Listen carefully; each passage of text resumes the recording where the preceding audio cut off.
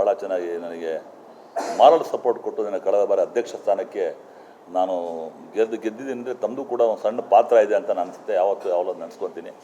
ಅದೇ ಕಳೆದ ಬಾರಿ 1 ವರ್ಷಗಳಿಂದ ನಾನು ಮಾಡಿದ್ದ ಕಾರ್ಯಕ್ರಮಗಳು, ನನ್ನ ಮಾಡಿದ್ದ ಕೆಲಸಗಳು, ಅದನ್ನು ಮುಂದುವರಿಸ್ಕೊಳ್ಳುವಂಥ ಒಂದು ಜವಾಬ್ದಾರಿದ ಒಂದು ತಂಡ ಕಟ್ಟಬೇಕು ಅಂತ ಸಾರಾಗುವಂಥವ್ರು ಕೇಳ್ಕೊಂಡಾಗ ಅವ್ರು ಒಂದೇ ಮಾತಂದರು, ನೋಡಿ ಸುರೇಶ್ ಅವರೇ, ಅವರು ಎಷ್ಟೇ ಒತ್ತಡ ಇದ್ದರೂ ಯಾವಾಗಲೂ ವಾಣಿಜ್ಯ ಮಂಡಳಿಯ ಕಷ್ಟಗಳಿಗೆ ಕಾರ್ಪಣ್ಯಗಳಿಗೆ 24% ಸೇವೆ ಮಾಡುವಂಥ ವ್ಯಕ್ತಿ ಅವರೊಬ್ಬರು ಕೂಡ. ವಾಣಿಜ್ಯ ಮಂಡಳಿ ಅಷ್ಟು ಗೌರವ ಅದನ್ನು ಇಟ್ಕೊಂಡು, ಯಾಕಂದರೆ ವಾಣಿಜ್ಯ ಮಂಡಳಿಗೆ ಅದರ ಇತಿಹಾಸ ಉಂಟು. ಭಾಳ ಹಿರಿಯರು ಕಟ್ಟಿದ ಸಂಸ್ಥೆ. ಭಕ್ತವತ್ಸಲಮ್ಮ, ತಲ್ಲಮ್ಮ ಶೆಟ್ಟಿ, CVL ಶಾಸ್ತ್ರಿ, ಆಮೇಲೆ R ಲಕ್ಷ್ಮಣ್ಣು ಅಂತ ಹಿರಿಯರು ಕಟ್ಟಿದ ಸಂಸ್ಥೆಗಳನ್ನ ಉಳಿಸ್ಬೇಕು, ಅದು ಬೆಳೆಸಬೇಕು.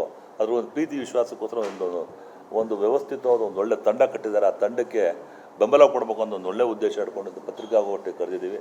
ಅದ್ರ ಮುಖ್ಯವಾಗಿ ನರಸಿಂಹರವರು ಭಾಳ ಹಿರಿಯ ಅಧ್ಯಕ್ಷ ಸ್ಥಾನಕ್ಕೆ ನಿಲ್ತಾ ಇದ್ದಾರೆ. ಅವ್ರಿಗೆ ತುಂಬ ಎಕ್ಸ್ಪೀರಿಯನ್ಸ್ ಉಂಟು. ನಾನು ಅಧ್ಯಕ್ಷ ಸ್ಥಾನಕ್ಕೆ ಸ್ಪರ್ಧಿಸಿದ್ದೀನಿ. ತಾವೆಲ್ಲರೂ ನಮಗೆ ಬೆಂಬಲ ಕೊಟ್ಟು ಆಶೀರ್ವಾದ ಮಾಡಿ ಅಲ್ಲಿಗೆ ಬಂದಾಗ ನಾನು ಏನು ಯಾವ ಥರ ಕೆಲಸ ಮಾಡ್ತೀನಿ ಅಂತ ಎಲ್ಲರಿಗೂ ಗೊತ್ತಾಗುತ್ತೆ.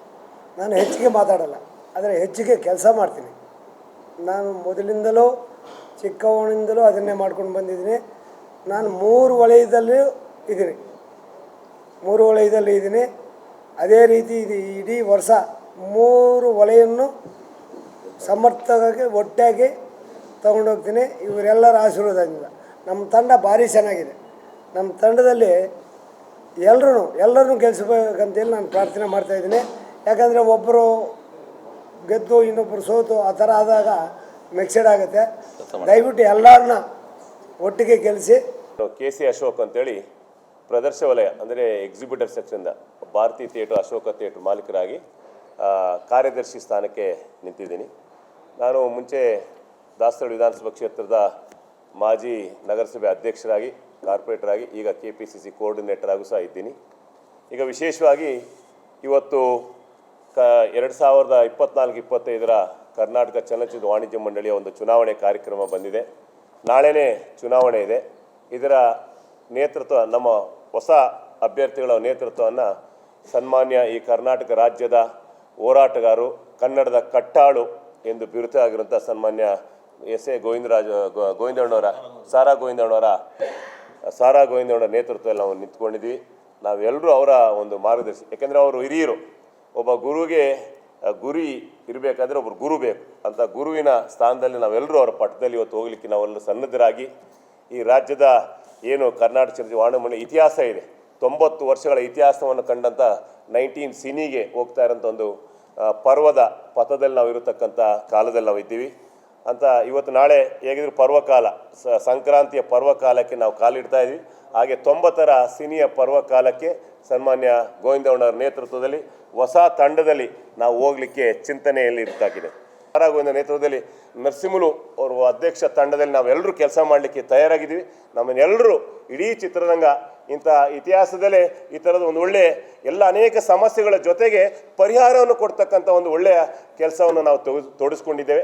ಅದಕ್ಕೆ ತಮ್ಮೆಲ್ಲರ ಸಹಕಾರ, ಬೆಂಬಲ, ಪ್ರೋತ್ಸಾಹ, ಮಾರ್ಗದರ್ಶನವನ್ನು ನೀಡಬೇಕಾಗಿ ನಿಮ್ಮ ಎಲ್ಲ ಸದಸ್ಯರಲ್ಲಿ ಇದಕ್ಕೆ ಪ್ರೋತ್ಸಾಹ ಮಾಡಿಕೊಟ್ಟು ನಿಮ್ಮೆಲ್ಲರ ಅತ್ಯಮೂಲ್ಯವಾದಂಥ ಮತವನ್ನು ಕರ್ನಾಟಕ ಚಲನಚಿತ್ರ ವಾಣಿಜ್ಯ ಮಂಡಳಿ ಇತಿಹಾಸದಲ್ಲೇ ಇಂಥ ಒಂದು ಒಳ್ಳೆಯ ವಾಗ್ದಾನಗಳನ್ನು, ಘೋಷಣೆಗಳನ್ನ ಕೊಟ್ಟಂಥ ಇತಿಹಾಸದ ದಿನ.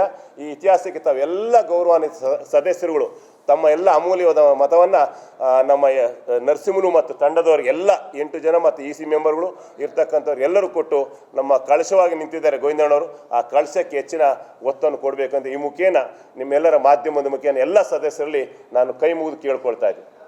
ನಾಳೆ ಚುನಾವಣೆ ಇದೆ. ಚುನಾವಣೆ ಇರೋದನ್ನ ನಾವು ನಿಮ್ಮನ್ನು ಭೇಟಿ ಮಾಡಿ ನಮ್ಮ ಒಂದು ಅಹವಾಲು ಇರ್ಬೋದು, ನಾವು ನಿಂತಿರೋ ಒಂದು ಸ್ಥಾನ ಇರ್ಬೋದು, ನಾವು ಮತವನ್ನು ಕೇಳಲಿಕ್ಕೆ ನಮಗೆ ಪತ್ರಿಕಾ ಮತ್ತು ದೃಶ್ಯ ಮಾಧ್ಯಮಗಳು ಎಲ್ಲವೂ ಕೂಡ ನಮಗೆ ಸಹಕಾರಿಯಾಗಿದೆ. ಎಲ್ಲರೂ ಕೂಡ ಸಹಕಾರ ಕೊಡ್ತಾ ಇದ್ದೀರಾ. ಈಗ ನಾನು ಈ ಒಂದು ನಿರ್ಮಾಪಕರ ಸಂಘದಲ್ಲಿ ಕಾರ್ಯದರ್ಶಿಯಾಗಿ, ಜಂಟಿ ಕಾರ್ಯದರ್ಶಿಯಾಗಿ, ನಿರ್ಮಾಪಕನಾಗಿ ಸಾಕಷ್ಟು ಕೆಲಸಗಳನ್ನು ಮಾಡಿದ್ದೀನಿ ಅಂತ ನಾನು ಭಾವಿಸ್ತೀನಿ, ಎಲ್ಲ ದೊಡ್ಡರ ಆಶೀರ್ವಾದದಿಂದ. ನನಗೆ ಮತವನ್ನು ಹಾಕಿ ನನಗೆ ಗೆಲ್ಲಿಸ್ಬೇಡ. DK ರಾಮಕೃಷ್ಣ ಬ್ರಾಕೆಟಲ್ಲಿ ಪ್ರವೀಣ್ ಕುಮಾರ್ ಅಂತ ಇರ್ತದೆ. ನನ್ನ ಕ್ರಮ ಸಂಖ್ಯೆ 3. ದಯವಿಟ್ಟು ನನ್ನ ಆರಿಸ್ಕೊಡೋಕ್ಕಂತ ತಿಳ್ಕೊಳ್ತೀನಿ.